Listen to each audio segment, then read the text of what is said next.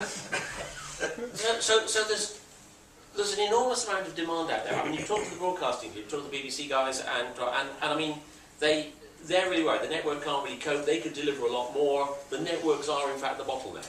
You know, and specifically access is the bottleneck, but the networks in general are the bottleneck. Actually, when you look at delay times, look at ping times on your network, and you go and see what's happened to some of these things, it isn't just the access that's screwing everything up. I mean, a little while ago, I downloaded from Ofcom, because I do quite a lot of work with Ofcom, and I downloaded from the Ofcom website their report on super-fast broadband.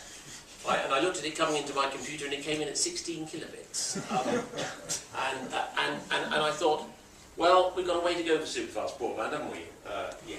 But there's all these things going on. I mean, Hulu, which is an American version of these things, is starting to work, and you know, there's lots of stuff out there. And let's just think, 160 gig iPod was something that was actually designed back in 2005, which is forever, right, in this world that we're dealing with here. I mean, a couple of years is as long as we can think about this stuff, because everything tends to double and change so fast.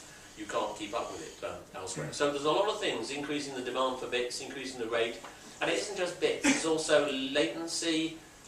You know, it's the accuracy. It's dropped packets. It's everything else like that. It's not just speed. You talk about headline speed, but that isn't what screws things up. Voice over IP, using VoIP, it's the drop packets that screw it up, right? It isn't the speed, and it isn't just the quality of service in the conventional sense of getting a channel in there.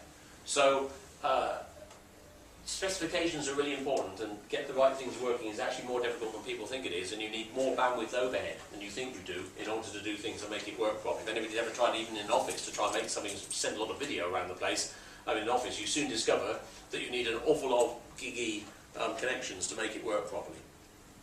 Now, in the network, in the telecoms network, we typically used to have these various boxes and servers that offered different services out at the edge of the network, whatever those were. And in the old days, they were all sort of hardwired, and you had sort of proper connections, of real bits of connections, or these digital connections that connected those up. And of course, we know that isn't true anymore. And in the middle of the network, for quite a long time now, we've been converting, as in BT's 21CN, but also in next generation networks in general, are going into the all IP cloud. And we've drawn this cloud for a long time because we don't know what's in it, so we draw it as a cloud, you know, on these